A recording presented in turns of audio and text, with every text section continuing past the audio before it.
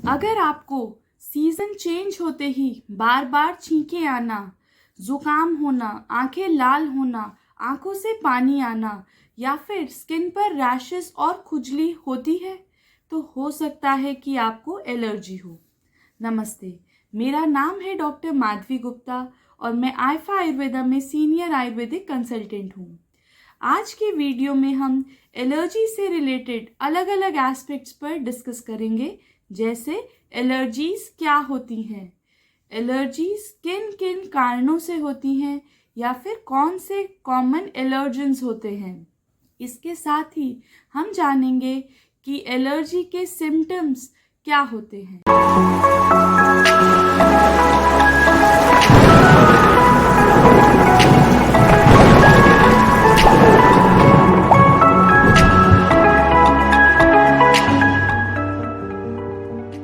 सबसे पहले बात करते हैं एलर्जीज क्या होती हैं।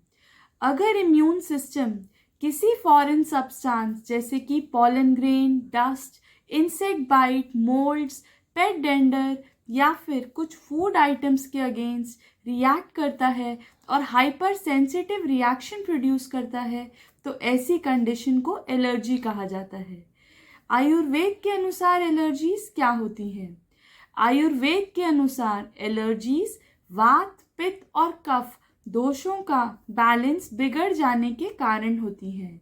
आयुर्वेद में ऐसा मानते हैं कि एलर्जी में स्त्रोतस, जिन्हें बॉडी चैनल्स भी कहा जाता है, उनमें इम्बैलेंस हो जाता है। जैसे फूड एलर्जी में अन्वय स्त्रोतस में इम्बैलेंस होता है, स्किन एलर्जीज में रस वह स्त्रोतस में का बैलेंस बिगड़ जाता है और नेजल एलर्जीज में प्राणवय स्त्रोतस इम्बैलेंस हो जाते हैं। अब हम जानते हैं कि कौन कौन से कॉमन एलर्जेंस होते हैं जो एलर्जी को उत्पन्न कर देते हैं। कुछ एलर्जेंस एयर में ही प्रेजेंट होते हैं, जैसे पॉलन ग्रेन, पेट डैंडर, डस्ट माइट्स और मोल्ड।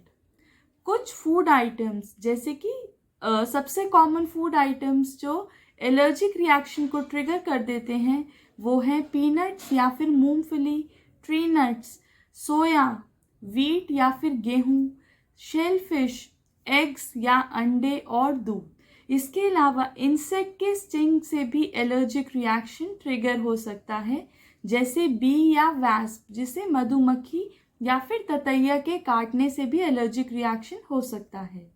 कुछ मेडिसिन्स भी एलर्जिक रिएक्शन को इनिशिएट कर सकती हैं।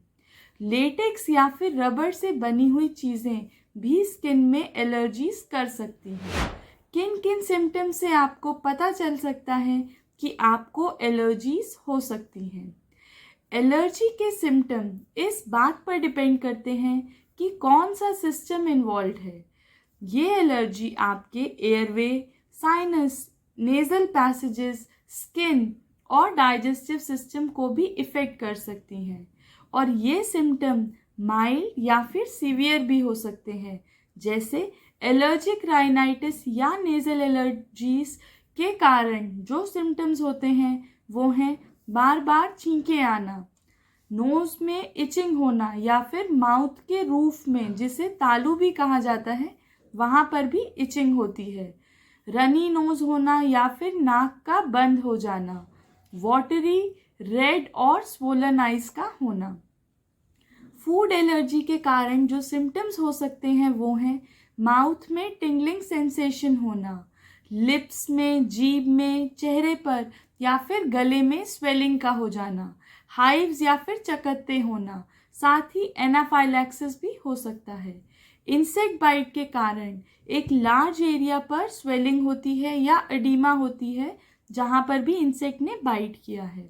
इचिंग या फिर हाइव्स हो सकते हैं पूरे शरीर पर। कफ, चेस्ट टाइटनेस, वीजिंग या फिर सांस लेने में तकलीफ भी हो सकती है। एटोपिक डर्मेटाइटिस एक स्किन कंडीशन है, एलर्जिक कंडीशन है जिसे एक्जिमा भी कहा जाता है। इसमें इचिंग हो सकती है, रेडनेस हो सकती है, फ्लेक्स या फिर पपड़ी की तरह भी स्किन झड़ सकती है। एनाफाइलैक्सिस में क्या होता है कि ये एक सीवियर एलर्जिक कंडीशन है जिसमें लॉस ऑफ कॉन्शियसनेस हो सकती है, लो ब्लड प्रेशर हो सकता है, सांस लेने में तकलीफ, चक्कर आना, नोज़िया, वॉमिटिंग, रैपिड या फिर वीक पल्स भी हो सकती है। इसका इमीडिएटली ट्रीटमेंट लेना बहुत ज़रूरी है। अगर आप एलर्जीज़ को ठीक करने के लिए आयुर्वेदिक होम रेमेडीज़ और नेचुरल टिप्स के बारे में जानना चाहते हैं तो एलर्जी सीरीज़ में हमारा अगला वीडियो ज़रूर देखें। साथ ही अगर आपको वीडियो इंफॉर्मेटिव लगा हो तो वीडियो को लाइक और शेयर करें। साथ ही हमारे यूट्यूब चैनल को सब्सक्राइब भी करें। अगर आप या आपका कोई फैमिली मेम्बर एलर्जी से परेशान है तो आप हमसे कांटेक्ट भी कर सकते हैं। आल्फा आयुर्वेदा में हमने डॉक्टर साहिल गुप्ता की गाइडेंस में रिसर्च के बाद कुछ ऐसे बहुत इफ़ेक्टिव कॉम्बिनेशंस को रेडी किया है जो एलर्जीज़ को मैनेज करने में बहुत इफ़ेक्टिव है। Thank you very much.